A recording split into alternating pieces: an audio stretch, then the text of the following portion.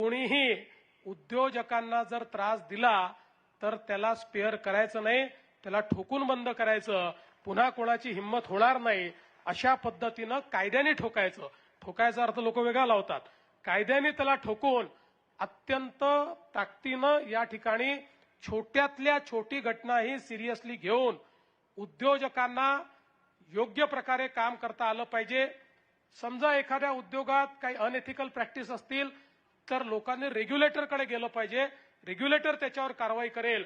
पण झुंडशाही गुंडशाही ही कुठल्याही उद्योगात महाराष्ट्राच्या कुठल्याही MIDC मध्ये मी खपवून घेणार नाही हा संदेश मात्र या निमित्ताने निश्चितपणे मी देऊ इच्छितो. माननीय मुख्यमंत्री देवेंद्रजी फडणवीस साहेब, तुमचं म्हणणं अगदी बरोबर आहे.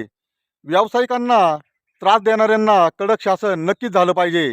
त्यांना कायद्याने ठोकून नक्कीच काढलं पाहिजे. परंतु साहेब, मला एक सांगा की शेतकऱ्यांना त्रास देणाऱ्यांना काय शासन केलं पाहिजे?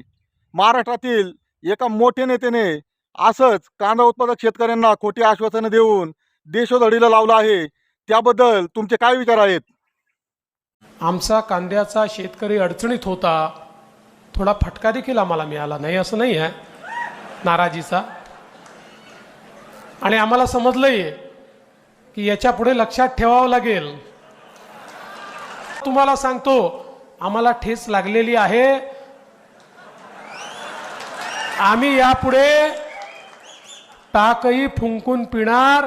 त्यामुळे जोपर्यंत मोदी सरकार आहे अशी अचानक निर्यात बंदी वगैरे यापुढे लागणार नाही.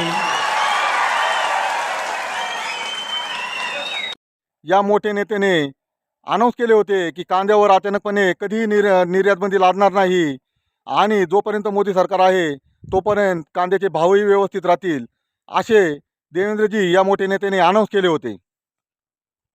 अनाऊन्स करायला काय लागतं? आपल्या बापाचं काय जातं अनाऊन्स करायला? तुमच्या डोळ्या भव्य दिव्य अशा महाराष्ट्राचं, अशा महाराष्ट्राचं या या या या या या सबोकंडी आमच्या